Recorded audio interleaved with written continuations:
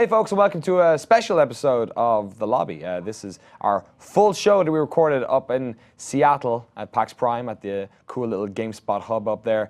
Sadly though, the file which recorded all of our goodness got borked, so all we had was the audio. So what you're about to watch is a beautiful piece of B-roll mastery by producer Mary Kish of the entire show with none of our faces. So sit back, play it on a tab, enjoy. This is our show from PAX Prime 2015.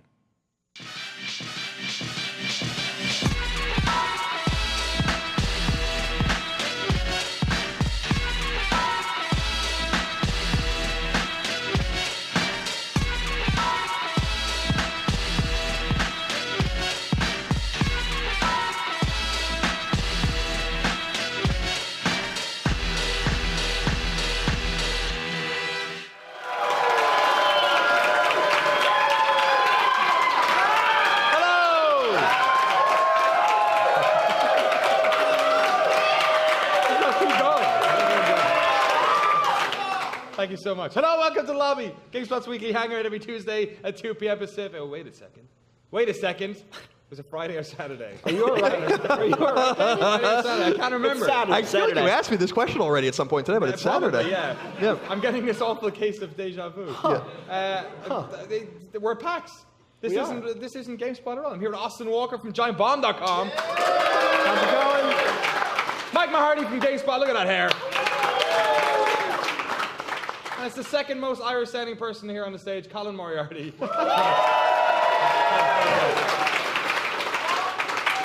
How you guys doing? You enjoying your PAX? Yeah. Going well. It's fantastic. Let's talk about a game we actually enjoyed then. Sure. Any takers here? I played this little game. Can I talk about a little game? Yeah, the PAX is all about little games. Okay, so I played this game by Nina Freeman, who is currently working on Tacoma with the Fulbright Company. But she's also making a separate game called Cibele, C-I-B-E-L-E. And this is a game that like really resonates with me because I kind of came up, I'm 30 years old, which means like in the late 90s I was playing lots of games online with people and like developing relationships with people and like making friends. This is a game where you play a 19-year-old girl in I think the early 2000s who is like logging on to her desktop computer and then logging on to like Final Fantasy 11 facsimile. Okay.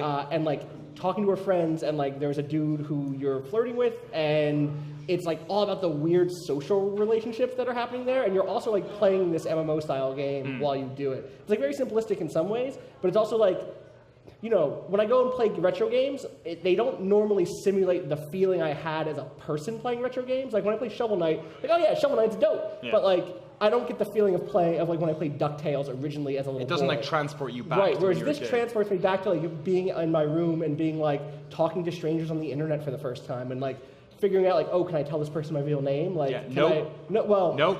Here's the thing, 19-year-olds make the worst choices, Danny, and they always tell people their real names. And this is a game about that. And that was really interesting. I'm always interested in people who are like delving into the stuff around video game culture. So this was a really good example of that. Wow. How does it play? Are you playing that game? It's like navigating a desktop computer. So like you have a mouse and you open the game. And it's kind of like click to go. Is it like it sounds a little bit like the interface for Her Story? It's like a little bit like that, where you can like look through folders that have like archived blog posts from like when she was younger. Wow. Can you open up Napster and like start downloading Limp Bizkit albums? No, sadly not. That would be ideal. That is, or not just Limp Bizkit albums. If you download a Limp Bizkit song, but it's actually not Limp Bizkit at all. It's another band. No. Yeah. No, but that's why you search for the porn tags, and then that's where the real Limp Bizkit is the whole That's thing, why you search for the porn tags. The Behemoth always have like this awesome booth at PAX every single year. Their fourth game, Game 4, it's got a name now. Pit People. Pit People? Any of you guys play Pit People? Same dude. More than Battleborn. Two more. Yeah. 1/10 the marketing cost. Twice as many people. They got that PAX fan base though. So who's played it? You guys played it? Yeah, I just did today. How right was it? before this. It's fun. The Behemoth does something completely different with every one of their games. So they started with Alien Hominid, but then they did, Castle Crashers to beat 'em up. Then Battle Block Theater, which is platforming, and now they're doing a turn-based, like hexagon tile strategy game. It's fun. It's still the same sense of humor. The mission I played, you can either kill everybody on the other team or clean up piles of shit. Right. Yeah, they're just scattered throughout the map, and if you get rid of those, then you can win. There's But like a narrator who's super involved. Is that like the thing? Like did that come up? I That don't was know. like their gameplay demo last year. It was like, oh, Yeah. there's a narrator and he's kind of a dick. Yep. Yeah, that still came across a little bit. That it's the same sense of humor from all their other games, which is Wait, why are you collecting shit? you're cleaning it up, I guess. Okay. The mayor said you got framed for shitting everywhere, and I'm not making this up. This is 100% Sorry, I forgot true. it was a Behemoth game. Yeah. Yep. Yeah. Yeah. So, but it's fun. You take turns like moving everybody. You get a bunch of different characters, and you can do separate loadouts for them and everything. Cool. Collect more weapons and move them around, and then at the end of every turn, it's just all out chaos because you don't actually select who to attack. It's just if you're adjacent to someone. You, like, There's automatically a go dice roll depending on who they're going to hit, so that kind of plays into it a little bit. Kind of like corner people and Cool. Yeah, it's a Sounds fun good. game. Yeah, hopefully a bunch of people have got a chance to play it here at PAX. One of the best things I love here is the Indie Mega Booth, of course, getting in and being able to play a bunch of stuff, usually smaller lines, kind of usually maybe more interesting games, or at least games you don't know a lot about. It's packed this year. Yeah, it's so packed. Is the overflow room upstairs again? I haven't seen it yet. Okay. I saw. Has anyone had to go? What is it? Butt sniffing pugs? Have you I seen? played that at E3. I didn't. Anyone play played butt sniffing pugs? Way more than Battleborn. Yeah. Uh-oh. It's a game where you like the controller's like a tennis ball, and they put a dog's ass here, Yep. so you just got it's like for no reason except to humiliate everyone who's playing the game. What the hell you played it? I played it before. Yeah. What the I played hell is too. it? What's going on? It's like a toy box. Like, I played it with Vinny from Giant Bomb, and it's like you were two pugs, and you're like rolling around this roller ball that's like a big tennis ball, and like going around to like sniff flowers and pee on things and sniff each other's butts. It's fun. Great. It's good. Video games 2015. It's what I do usually anyway. Picking up nowadays. shit Yeah. and sniffing people's butts. Things Have got you, weird somewhere. They got real weird. I played a couple of great games in the Mega Booth. I played this game called One More Line, which was, if you can see it, it's like right when you get in there. It's in that area where there's like one terminal per game. You know, it's kind of like a bunch of them together, like all fours. And it's a game where you are basically playing with a bunch of other people. There's one button. You're a line going up this way, and there are basically like swing points that you can, if you hit into something, you'll die. So you're hitting these balls, and the closer you are to it, they start swinging around them, and then you let go, and you're basically like trying to corral your way up the screen as high as you can and beat the other people's lengths. Kind of hard to explain. What if but it's instead pretty of good. like balls that are just doing that and you have an objective, those were planets and they just like went all over the place and like there's a moon and then asteroids hit the moon and then like the moon's core is now made of water for some reason and then it boils? That's Universe Sandbox 2. I saw that. That was Oh, I pretty thought you were cool. having a stroke. I was. Also, I was having a stroke. I love Universe Sandbox. The Yeah, first one the came out second like one- 4 years ago on Steam. I think so. And I think the second one's about to come out. And Man, that's people were here. pissed when that came out. Why? Like, that's not a game. Yeah, That's a sandbox. That's software. It's and then a they sandbox. It says sandbox in Yeah. the title. There's no like misleading anything there. You don't go to a sandbox and you're like, there's no objectives in this sandbox. Like it's a sandbox. You have fun. By definition. Yeah. So how is 2? Because like the first game was pretty well rounded. You could like create Yeah. crazy universes. I think like the physics are better, Right, okay. and then there's like material stuff. So like there's a difference if a planet's core is iron versus a planet's core being water. That is like it does something different for what the planet you does. can have a planet's core that's made of water. Apparently, That sounds like really dangerous. I think it's like the whole inside of it is Yeah? water. So Can you just make it and then just see if it like yeah, immediately you can totally deteriorates? Yeah, Just totally. like nope. Yeah, so the one I saw, like the demo that I got was our solar system, obviously, because that's our home, and like I know our solar system. And then it was just like, let's just fuck this whole thing up. Let's just ruin our solar system various ways. And that was really fun to see because I'm nihilistic, I guess. I don't know. Sweet. Yeah. Also another game in the Mega Booth. Yeah. Okay, open call. Good games that people have played. Shout them. Dark Souls. Dark Souls playable? Really? Yep. Dark Souls 3? Wait, It's there. you mean do you just go to your room and play Dark Souls 1? That game's good, no doubt. Did you see the statue for Dark Souls 3? Have you guys seen that? Yeah, that is insane. This big dude, I played that black a few weeks blood, ago. shit. That's right. Played it a few weeks ago? Yeah, they had an event out in the East Coast. did an event well, in they the had East it on the Coast? East Coast because everyone on the West Coast already played it because All we were right. like months back out there. That game okay? Yeah, that game's Yeah? Do you enjoy playing Dark Souls 3? Yeah. Wait. You just moved. That's very amazing. fast. Future Grind, somebody said as well. That's rad. That's the one where you're like on the rail and you flip it over and get the other one. Oh, that's out here actually. Yeah, that is. We can play that here. People There's here a who bunch haven't, of games don't play here. it. Yeah. If you're watching this video though, you're out of luck. That was last week. Don't go into your kitchen. If your kitchen is over this way, I didn't mean to say that it's in your kitchen. Or It's do. not. Yeah, just figure Make it a out. See sandwich. what happens. Sandwiches are good. Any other games you guys want to play while you're here over the next couple of days? Anything you missed out on? I played Dreadnought, which was really fun. Oh, really? If I Yeah, had a chance. Yeah. It's like big people. spaceships. Yeah, it's not a dog fighting game. It's more like outer space. It's like an naval elephant battles. fighting game. Like, Yeah, it's really fun. Rob Handler loves it. He won't stop talking about it. But yeah, you pick like there's 5 different ship classes and 3 within each of those. But you have like cruisers, corvettes, which are the fast ones. Kind of you could do like Millennium Falcon stuff, and you're Oh, cool. swooping. Yeah, it's fun. And then you get like warp drive. So I remember saw some guy from far away. He was a sniper and artillery. They literally look like a long sniper rifle. Yeah. And I was like, okay, he's probably But gonna it's kill in me. So I space. warped next to him, broadsided him, and then warped back to where I was. cool. It was awesome. It's really fun. But then you can also do like the classic all power to shields or thrusters, depending on Yeah. the situation. It was really cool. I felt like Spock or someone. Excellent. I'm not that much of a Yeah. Star Trek fan, but You know, Spock. it's a recognizable That's a name. space dude. Yep. I think Captain Spock. He was in that thing once. The game I'm trying to get to play is offside, actually. It's not in there. But Cliff Blazinski's Lawbreakers. Okay, first of all, Speaking of the moon being destroyed, yes, true, exactly. He took that from Universe Sandbox. Are we going yay or nay on the name Lawbreakers? Yeah, it's a little bit It is a weird name. It's a Battleborn thing, again. better Yeah. or worse than Battleborn, though? Better or worse than... It's better than Battleborn. Better. Yeah, all right. I'll say I was surprised by the narrative emphasis in that game, considering it's a free-to-play multiplayer shooter, which means I will The narrative not that play it at game- all. But Is that the moon I don't think it's free to play. explodes. I don't think it's free to play. Is it free to play? I thought it was. they free. said that? I thought it was free to play. I don't know. Really? All right. Huh. I guess it's Nexon, so, So, yeah. moon explodes, everyone gets gravity powers. Yeah, it's Yeah. And then the people with gravity powers become a drug cartel. Yeah, I don't understand. I didn't say the story You made can shoot sense. behind I you, don't- and it makes you go fast. You can shoot rockets behind you, and they'll make you go fast. It's like the PlayStation Vita game Kick and Fennec, which no one played. I but played me. that No. game. Did you? Yeah, it's the game's same. alright. It's the Oh, same great. idea. The two Vita owners. What you PAX forgot is that if a same game match. isn't on, if a game's not on Vita, there's a 95% chance I don't care about it. Okay. Also, if a game isn't on Vita, it's not. Yeah, really a video Vita game. apathy. Greg and I were talking about how we've maybe signed half of the Vitas in the world at this point. And that maybe 20% of the Vitas sold are because of us at this point as well. Yeah. Congratulations. No, that mechanic sounds. The thing about Lawbreakers that's interesting to me is that Cliffy B has great name recognition and a lot of respect in the industry. He's a great guy. He's a friend of Kind of Funny for sure. But this free-to-play market seems to be quite crowded at this point. I'm really interested to see if this game does anything at all. I think it's a risky move. I'm surprised that with his emphasis on narrative, especially with Gears, I'm Less so surprised. with Unreal Tournament. Unreal Tournament with more of this is going back to more of the Yeah. competitive roots of what he used to do, but not in the very beginning, but with Unreal for sure.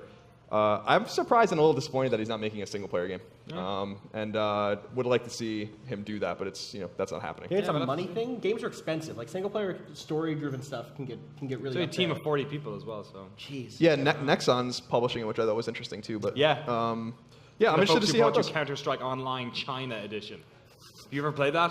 No. It's fucking mental. They Also- have It's not they on have Vita. They have a football game in it. Yeah. Yeah, they have like a knockoff Left 4 Dead mod that they put in the legal version of this. Like, yeah, it's really weird. But they have a soccer game, and you all play as women cheerleaders. Really? Not even kidding. Like, But it's this a is Left all 4 Dead completely mod? weird. Like the yeah, it's zombie Counter-Strike soccer? China. It's fucking weird.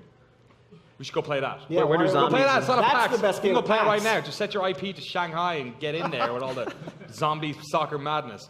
Gentlemen, thanks so much for coming on. Some of you are staying, some of you are going. But if you're watching this on the internet, make sure you stick around. I'll be back in a second, just after this trailer for Street Fighter. Street Fighter 5.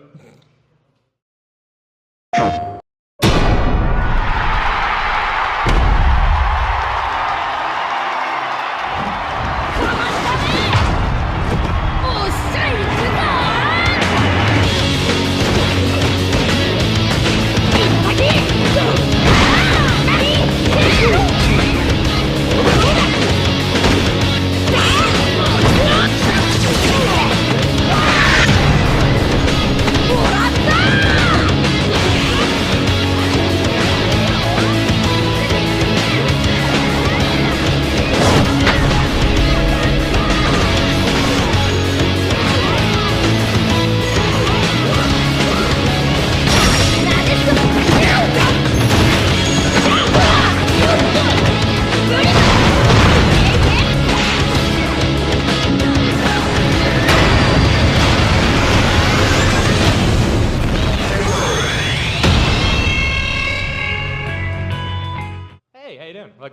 PAX. Greg Miller's here, everyone. Hey!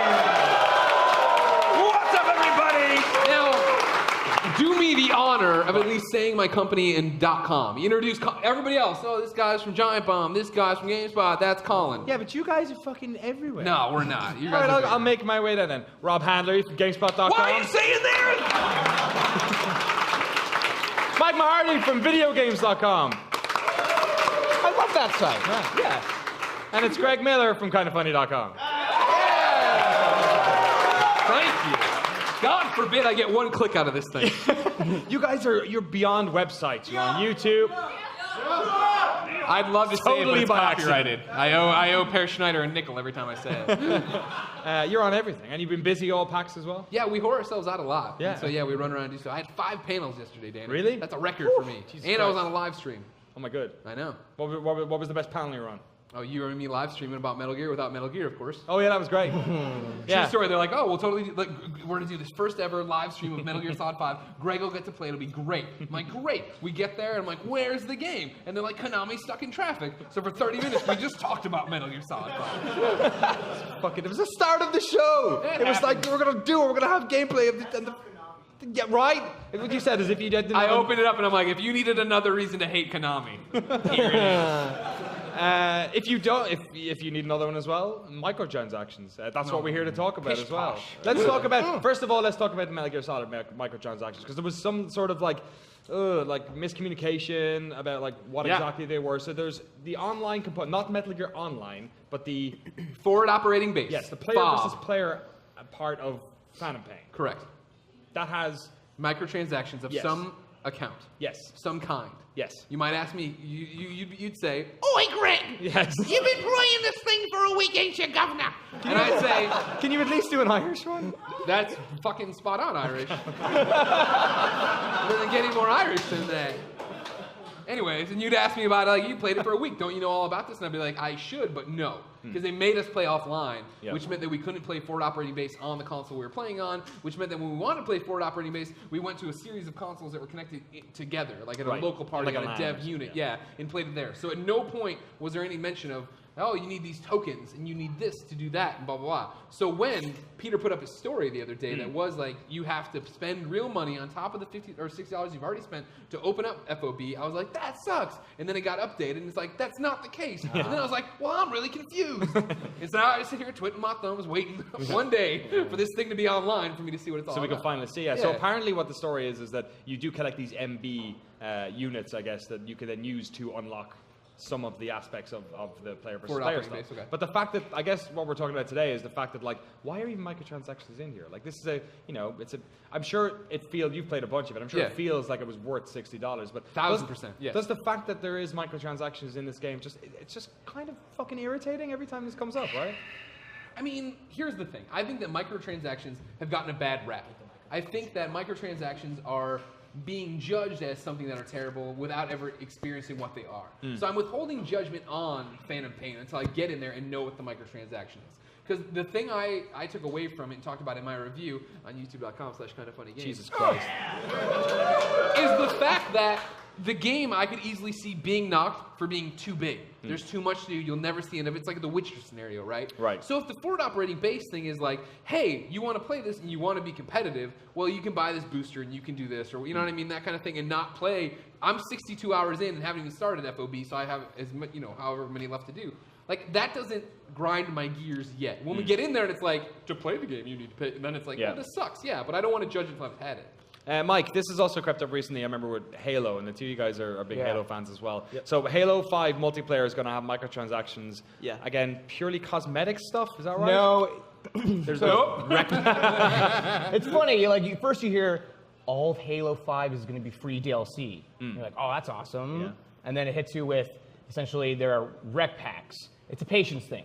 So you get rec packs through unlocking ranks and just playing the game in general. But if you want to speed that up, then you can buy these things. Oh, really? So it's cosmetics, unlockable weapons, skins and such. But for Warzone, it is essentially you climb and progress during a match, and you hit a point where then you can use your rec points. in which case you unlock a rec pack that gives you a new ship. That's where you then get to use your actual rec purchase or whatever it is. So you're not essentially, it's not really a pay to win in that respect. It's just simply unlocking Pay to win faster? Yeah, well, it's like I'm able to unlock it, but you still have to like play well during the game or to get to that whatever it is. I just, in that situation, isn't it really the rub that like the people who want to do that and buy that are the ones who aren't going to be good at it, and then they're just going to get found out by people who steal anyway? Yeah, I think so as well. I think I could unlock as many things possible for $5, and I would still be thinking. Right, exactly. It reminds me a lot of like GTA 5 online, right?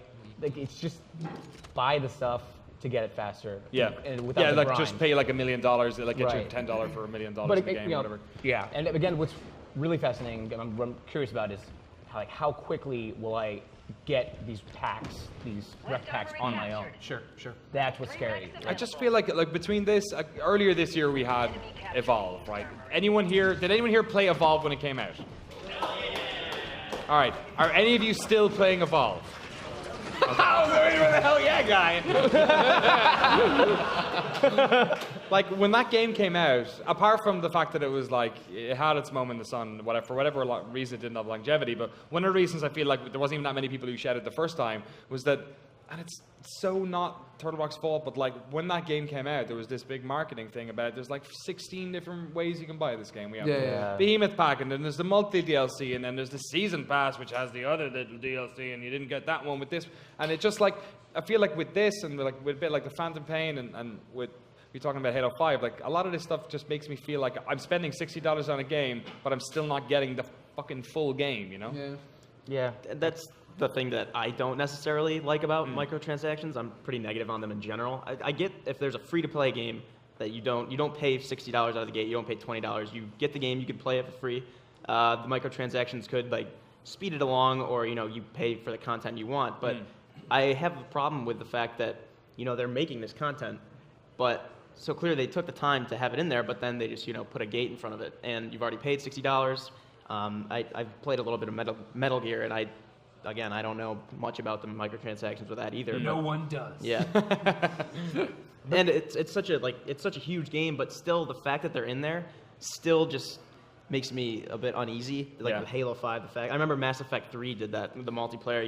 You could pay to unlock those random packs for the weapons, and I actually paid real money for one of those, and I was like, I don't feel very well. I did the tip jar for Fallout Shelter because I just thought, you know what, this game was great. Yeah, I got it for free. Yeah. Just why not go for it? And that's the thing, I guess, for me is that they come up in my life so rarely that I care. You know what I mean? Like Batman was the one where it was like they announced like, oh, we're gonna do this, and it's gonna be whatever, $40 or $50 for the seasons of pass, and everybody on the internet's like, bah, and I'm like, here you go. Like, you know what I mean? Like, I love Rocksteady and I love these Batman games, and it's like, yeah, like you're giving me Batgirl and this and that and the other, and I'm not going in like I'm gonna get another 8 hours of content out of this. I'm more like, thank you for everything you've done. I want to give you more money because I love this game and this franchise and the love you put into it. It's weird because maybe then what it is it has less to do with our actual it's like our own inherent value with certain games. Because I remember with The Witcher 3, like who here's played The Witcher 3? So many people played this game. So many people played this game who probably didn't play Assassin's Creed with the first game. And there was just this massive wave of goodwill coming out of it. I was talking to Marcin Nowinski in Poland, and they had their whole yo, we're gonna make all this free DLC and we're just gonna give it to people because we get it. Like we want to curry favor with people and not nickel and dime them. And that was the thing of when I started playing The Witcher 3, and I was like, I don't know if I'll get into it. And I got into it and I loved it, and I'm like, man, this is awesome. I went and I bought the season pass, and I was like, I will never touch this content. It was the same thing I did with Kings of Amalur Reckoning, right? Where it was like, your game is so much fun that hopefully I get there. Maybe I don't, but either way, I want you to benefit from how much I love this. It's it's similar to when you're on Twitch and there is the tip jar, right? You already subbed to somebody. It's like, well, you're doing a great episode today, so here's more money. That's how I look at it. And that's how, I've gotten away with it. Now, of course, there's horrible examples with EA or all these other people where it's been microtransactions when they first came around were so terrible. You know what I mean? These paywalls were awful. I feel like we've gotten to a pretty balanced point where they're not beating you over that. What needs then is the pre-order bonus. Yeah. If you want this skin, pre-order at GameStop. Well, if you want this, go to Target. I can only pre-order one place, guys. Help me out. Can I buy this day one somewhere else? You know what I mean? Like that. When was the last time you bought a game in a brick and mortar store, Rob? Brick and mortar store? Yeah. Like physical? Have you never heard that term before? Not off Amazon. Oh no! What was the last time? Well, I got. Well, there you go. I will be getting Fallout 4 Okay, because you pre-ordered the but that's it, right? stupid ones. Well, that Yeah. doesn't cannot count. remember the last Oh, time. well, you pre-ordered it in a brick and mortar store? Did you buy I pre-order pre-ordered online? off Amazon, and now No, random UPS So guy not in a brings it to my GameStop. house. Mike, when was the last time you went into like a GameStop and like bought something? I don't know. Arkham Asylum, maybe? It was a while ago. Okay. wow. When was the last time you did? That I bought something at a GameStop, Yeah. it would have been when they put Walking Dead Season 1 on PS3. Right, Because I was yeah. visiting I was out for somebody's wedding, and I bought it for a friend that I knew wasn't Wow. that into deep video games. Okay, so you were And then I out on went in that. there recently because Christine, the girlfriend, decided to get rid of all her old Xbox 360 I games. saw it. That was crazy. She just brought in this giant bag, and they're like, here's $12. That was 130 games! Why'd she do that? And then backwards compatibility comes out the next day. Well, no, she knew about it, but she was still like, I don't care. I'm like, whatever, get them off the bookshelf. I still have a copy of Madden 2002 that no one will take. I've been trying to get rid of it just because it's taking up space. No one will take? It's like a fraction of a penny, so they're like, we don't even want this. It's I have, the net negative I have on a the friend. Yeah. I have a friend who, in 2009, in the GameStop I used to work in, actually, he went in with a copy of, I think it was Pro Evolution 6 or something. So it was like 2 seasons. It was like a season and a half old version of Pro Evolution, and he went in and they scanned it and they said €1. And he was like so embarrassed that he said yes, and they gave him €1. He had to sign a sheet. He was like, "This is Euro of shame." And he's never done it again since. Framed it on his house. Yeah, Said, never again. Never again. It's like your first check at your business. Last question, I guess. We're sort of seeing more of this. It's like permeating AAA games. Do you think we're getting to the stage now where like there's enough of a lead on of people who have grown up playing games with microtransactions that we're kind of just too deep that they'll always be around in like Yeah. every space Yeah. from mobile to AAA? 100%. I think so, yeah. The thing is, because so many developers don't like it, but the publisher above them is the one that makes that call. So I don't think it'll go away anytime soon. I mean, the fact of the matter is, right, the reason they exist is because people buy them. Yeah. If they were putting these out and no one was taking advantage of the offers, they'd be like, this is stupid. Like online passes, right? Like those have been phased out because they were just dumb. And Did not nobody work. cared. Yeah. Right? And this They're- is the opposite. There's some guy who makes up for you and everyone. Yeah. Just Yeah, like, yeah, yeah. Some asshole. Right, He's some got guy. like 10,000 accounts on Xbox Live. He's just like, yes, more, give them all to me. Sorry, mom. Yeah, it's a nightmare. The Wales. Do a Wales? Welsh accent. Oh, yeah. Oh. Oi, I'm from Wales, governor. Clean your chimney, got some porridge. Have you ever done a kind of funny meetup in Britain? No. Really? I will come back. Yeah, They'll tear me that's limb for a fucking- limb. Get out. Do it again now. Do the accent now.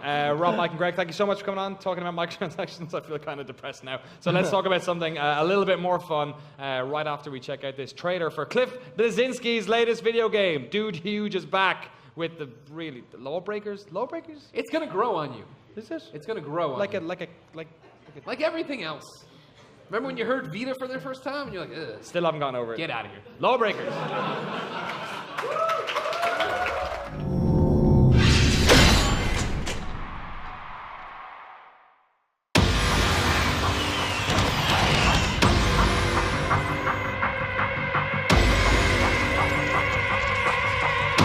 Kitsune, Assassin.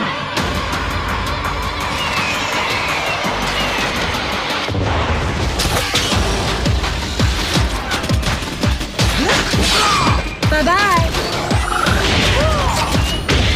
Breacher, Gunner. Man, that was embarrassing.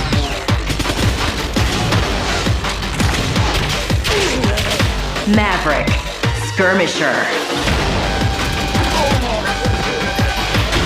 Bottoms up. You want some more, asshole? Chronos, Titan.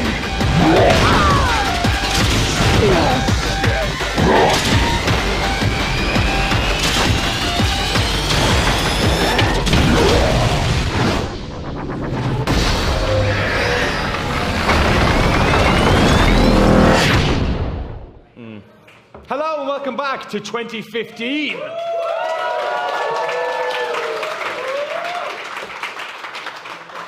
Never before has a year gotten so much I was applause. going to say, welcome back to 2015. 2015.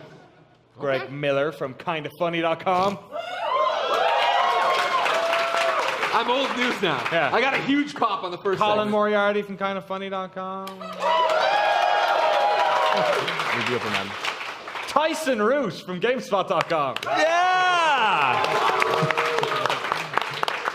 How you doing, guys? So we're here. I'm your therapist. This is the thank God. post Imagine Games Network chat. What was it like working under Fran Mirabella? Oh hair. God, I don't have enough time to even go into that right now. 7.9s, the Yeah. hair. Are you okay? I'm great. Okay. We were at the therapy. This I year's know. been pretty good for video games. A bunch of great stuff came out in the Next past gen is 6 finally months. here. Next gen is here. It's current gen. We're current But I'm gen. Next saying now gen you're is playing games that finally feel like here? next gen. That's true. Thank you. All the good ones are out. Right. Your microphone's still not on I properly. don't know why. Don't worry this- about it. I have They're this pro- awful, I aren't have this problem a lot where it's just I can't stay hard, and this is one of them. Oh. Talking about my dick, everybody. It's a soft lob. Your little baby dick. My little baby dick. And there's so much more great games coming out over the next couple of months as well. And Mario the first Maker. Mario Maker. Yeah. That's out pretty soon. When's it out? 2 weeks? Yeah, it's September 11th. The 11th Of September. No one think about it. Don't worry about it. Mario's building. Why do they pick? Because I don't know if you've noticed in all of their language, they never say September 11th. Yeah, no, I've They noticed. say they're like 11th. all these dates, and then they're like, but the 11th of 11th is September. I'm like, maybe you Yeah. could have just chosen The 12th. any other date. This is trademark Nintendo. They picked something. We're sticking to it. Fuck off. They're like, it's the 11th day of the 8th month of the year of our Lord XV. Yeah. 9th month. 9th month. But yeah. Close enough. Governor, different calendar over here. Yeah. Is that getting to you yet? That's racist. Yeah. I was wondering. Not only to me, but Okay. to the beautiful people of East London as well. Yes, of course. Of course. You never turn up there. Have you seen Oliver? Is that what you're basing this whole thing on? I think it's more Dick Van Dyke. Okay. There's a lot of Dick Van Dyke. You're a and Dick then- Van Dyke. You got you there. Nailed me. No, you got me. I'm calling you Dick Van Dyke because I'm actually. I wish it was you. I wish I spent all of last week playing Metal Gear Solid 5. Oh, the yes. I Phantom played Pain. Metal Gear all week long. It was amazing. Konami rep has come out and said that it's going to be Game of the Year. They said, you know what, we think no other game's going to come out this year that's going to be better. Yeah. What do you say to that, Greg Miller? Fallout 4 is the question. I keep saying, and I keep prefacing, when I went and played at the preview event, I said, so far, this is my game of the year. Went and played it for an entire week, 62 hours in now. So far, it's my game of the year. And I'm not disqualifying every other game. Obviously, Mario Maker looks amazing. Fallout 4, though, is the one that you think has the gravitas, that has the thing behind it, that has everything we want out of a video game, right? And so, that's going to be the big thing. Because what is great about, Metal Gear is the gameplay, is the world building, is building Mother Base, is all these little things that keep you going and playing even after you beat the story. And Fallout is going to be the same way, theoretically. All the side quests you want to go to, building out, your little shelter, your little shack, and getting out this, and I have all this stuff, making a cool thing. Fallout looks awesome, and how does it compare to this is the question. Let's have a look back as well. Let's sort of build our No, list there's of nothing what behind it. I already said. Nothing? I already said that the Phantom Pain's my game of the year. So For you. Yeah, so far. So- Colin and Ty agree. No. What about you? Okay, Colin, I know you're a big fan of Dying Light, but you don't really think that's going to be the best game that came out in 2015, do you? I mean, it is so far. Whether or not something like I have an eye on Mad Max, although I'm starting to consider the fact that maybe the publisher doesn't believe that this game is going to do very well. Since Hence why it's not being promoted. Yeah, You're like, not seeing any because no one's footage. talking about it. The only thing you saw was the Game Informer article that's like, this hasn't changed much in 3 months, and that's terrible. Yeah, what's going on with Mad Max? I'm still. I'm. They have Avalanche- Ubers outside. Did you see the Ubers? No. There's like Mad So Max. so they are advertised. So someone's talking about the game. Yeah, but that's I'm what- excited about it, and we're traveling because we have to go to Vegas next week for GameStop Expo 2. So I'm not going to really be able to have a chance to play it until the 5th or the 6th probably. But I'm excited about that game. I love Mad Max, and I think Avalanche is a great studio. I think people might be underestimating how good the game might be, but I don't know. Has anybody here played Mad Max yet? One person. What did you think? All right, there you go. Meh. I think you get 3 Put it on the hours box. tops in this game. Yeah. Yeah, I think you're It's gonna like play my next rage. It's everything I've heard or seen or heard people talk about this game. Heard people talk about.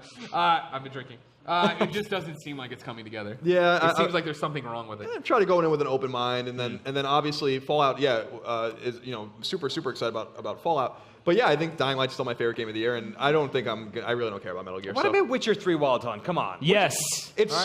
Witcher 3 was The best game ever. it was fun, but I felt like it was a game that gave me like it itched all the wrong OCD itch, scratch all the wrong OCD itches for me.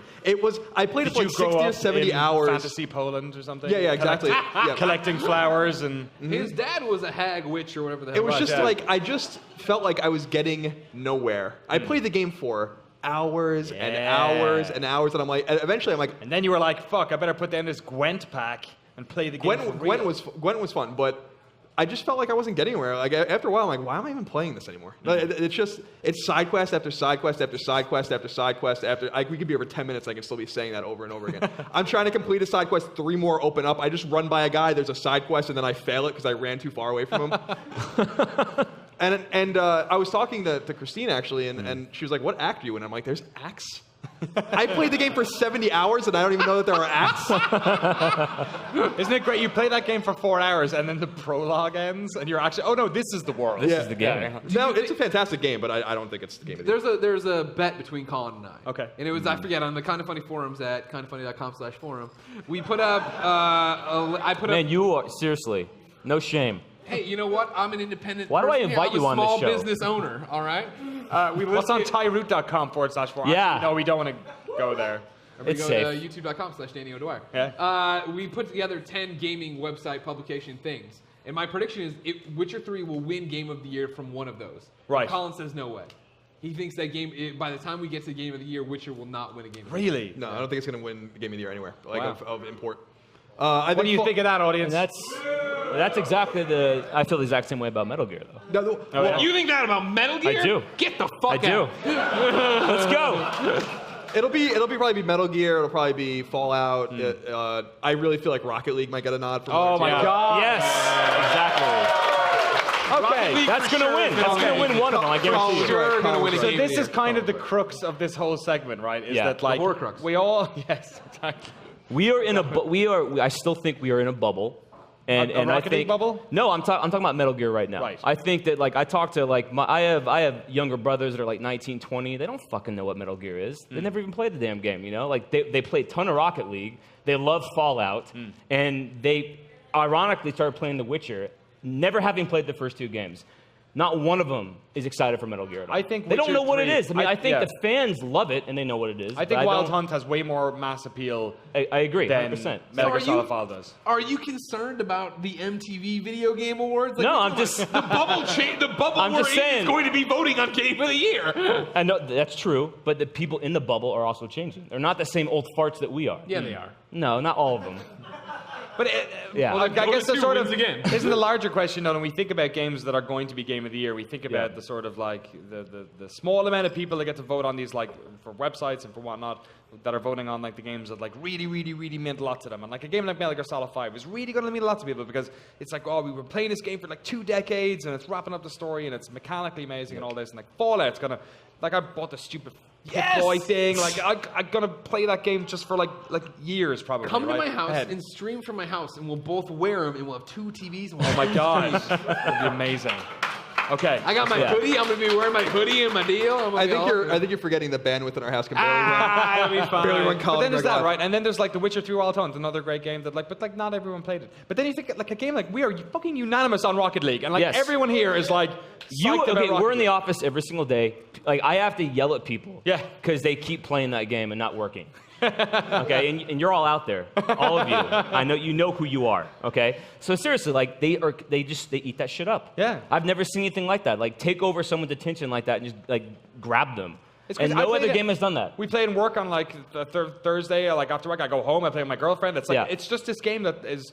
Like it seems like everyone's playing it. Like obviously it was free, but it sold over 1 million on Steam. Yeah, that was Yeah. unbelievable. Like Jesus Christ! Like any worries people had about that game being free on the Psyonix having, because that's a studio that's been around forever. I was talking to Jake Solomon. They helped them with the XCOM version, 360 version. Like I was talking to Cliff Pazinski, like the guy who made the vehicles in UT 2003 is Mike Hagwood, who's the guy who made Rocket League. Like they've been around for a long time, and it's the And first time they've had a successful game, and it's fucking brilliant. And that's the thing. I think that it's a good question to pose, right? What constitutes Game of the Year at this point? You know, we've like obviously GameSpot's given to things like Journey before, you know, and that spoke to such a wide group of people, not just within our own office but the whole industry, you know.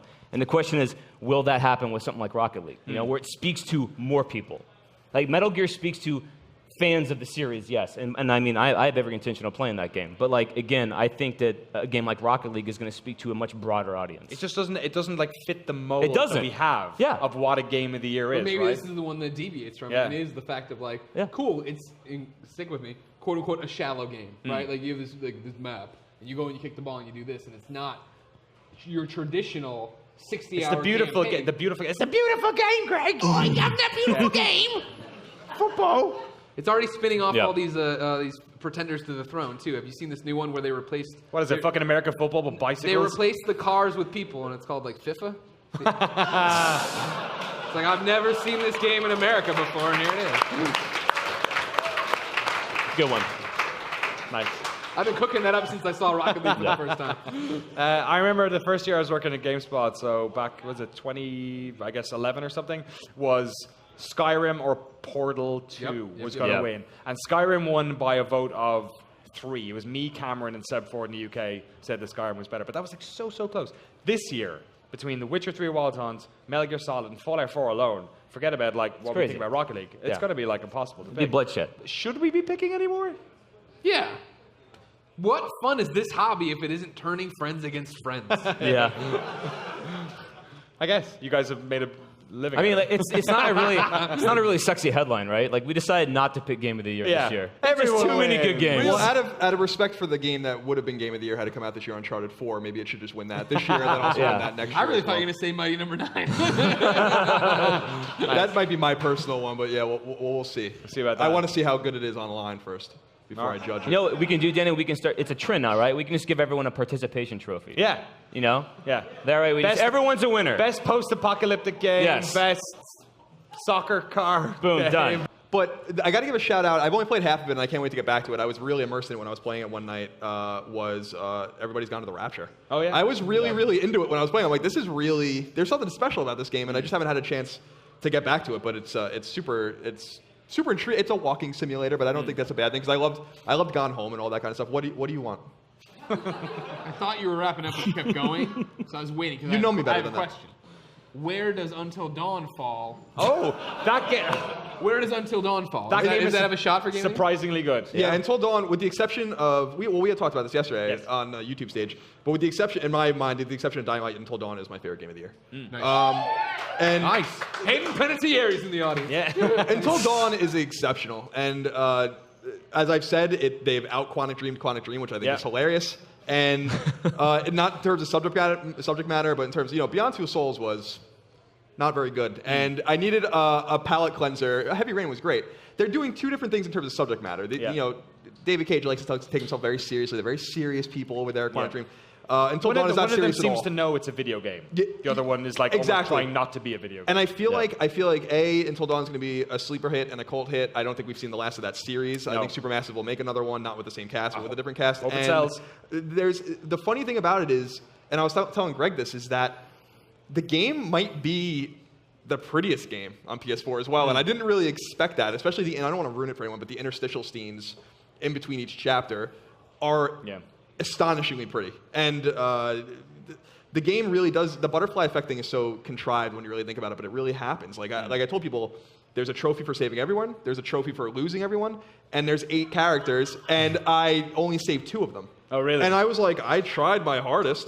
Except for that one girl who everyone wants to kill. Oh, yeah, I know exactly what you're talking She's about. like the hardest one to kill, apparently, as well, if you vote against her on those cards. Oh, yeah. So Until Dawn, I'm surprised, and I was telling Greg this. I think this is kind of just going too far down the rabbit hole, but I traced this back to the Order 1886, which was bad, in that Sony really got behind that game in some respect, at least online, and we're pushing and doing a lot of previews and stuff, and it just didn't pan out. Told you. But I feel like some people felt burned by that game, Right. and I feel like Sony had another weird game in Until Dawn, and they're like, we're not doing this again. Like, we'll see what happens. Because I'm surprised I'm not seeing commercials on TV. I'm surprised I'm not. Completely. When you think about the amount of press that David Cage game gets as well, and this is way more sellable. And it's way teen horror better. game. It's just a better game. Yeah. And that's the crazy thing. Like, I think we're going to see Quantic Dream's new game at Paris Games Week. I think that's a given. You mean Sony didn't market something like properly? Exactly. Like Starhawk That and never Twisted happens. Metal and like every Yeah. other game that came out from the years 2008 to 2012. But I think that, I want Quantic Dream, who I think has storytelling chops, incredible storytelling chops. Heavy Rain is one of the great games on PS3. To really pay attention to this game and be like, this is how a game like this can be playable and not just obnoxious at times, which I found Beyond Two Souls to be. So I kind of smiled because to myself when I was playing the game because I'm like, this is this is a Quantic Dream game that's done better than Quantic Dream makes them. And hopefully people go and pick it up as well. 2015 then, I'm going to make you guys put pen to paper. What do you think is going to be the game of the year? Tyro, what do you think? Fallout 4. Okay. Colin? Fallout 4 probably. Yeah. Greg? Fallout 4. You think? I think it'll win. Yeah. Yep. You kind of hope it, don't you? Because we've already had great games. We've had great Witcher, great Rocket League. Until Dawn's wonderful. We've had. I'd love Rocket League to win it. That'd be amazing. That'd be amazing. Yeah. Great Metal Gear Solid game as well. What was that? Tomb Raider. Tomb Raider. Get the fuck out. Mega Man Legacy Collection. Yeah. Yeah. Destiny. Taken King. Splatoon. What else? What else we got? Bloodborne. Mario Maker. Totally forgot about Mario Bloodborne. Maker. could be Bloodborne's one Bloodborne's that a great shout I as think well. people are sleeping on, especially with some of the core sites. I think I like Bloodborne a lot. I played it for a surprising amount of time, considering how much I hate Dark Souls and Demon Souls. I feel like people might. It's hard because it's the same thing with Dying Light. I'm not comparing. I know a lot of people don't like Dying Light the way I like it, but I'm just saying the early games that come out are always at a disadvantage. Yeah. But it was that same reason that Dying Light resonated. Dying Light sold like 5 or 6 million copies because it came out alone. Yeah. So, but I think people are forgetting about The those same early reason Rocket League probably did so well as well. It came in the middle of But I mean, summertime when most stuff doesn't come out. And that's why I think Fallout 4 has such an edge, right? It's like the Oscars, right? All those movies that come out at the very end of the year are the ones that usually get nominated and usually win Best Picture, And I feel like that's going to happen this year with Fallout. And to the point of Tomb Raider, which someone had brought up in the audience, I'm sure Tomb Raider is going to be great on Xbox One, but it comes out the same day as Fallout 4, and anyone who thinks that Fallout 4 is not going to cannibalize the shit out of that game is deluded. Because Fallout 4 is going to sell millions and millions and millions and millions of copies. So I think that game is going to just take up all the mind share, and anything else that comes out, unless it's Call of Duty and maybe Halo. I'd probably pay Tomb Raider if there was like a $120 version that had like a tomb on your arm that you can look at and just fucking control Lara that way. Came with a light blue sports bra. Yeah, perfect. I could probably use it. No, I definitely could. Just back every night. I come on. Tyro, Colin Moriarty, Greg Miller, thank you so much for coming on the lobby today. Absolutely. Thank you. Thanks for having me. Thanks so much. And thanks to our wonderful audience here at PAX Prime. Much obliged. Thanks to Josh Shaw and Mary Kish in the back as well for producing the show. Our paneler. And we're out of here. Thanks so much for hanging out with us, whether it be here at PAX or via the wonder of the internet. We'll be back next Tuesday at 2 p.m. Pacific. It won't be here. Everyone will be slightly sober, and we'll talk about all the great latest games news. So we'll see you guys then. Adios! Yeah! Thanks very much, dude. Thanks.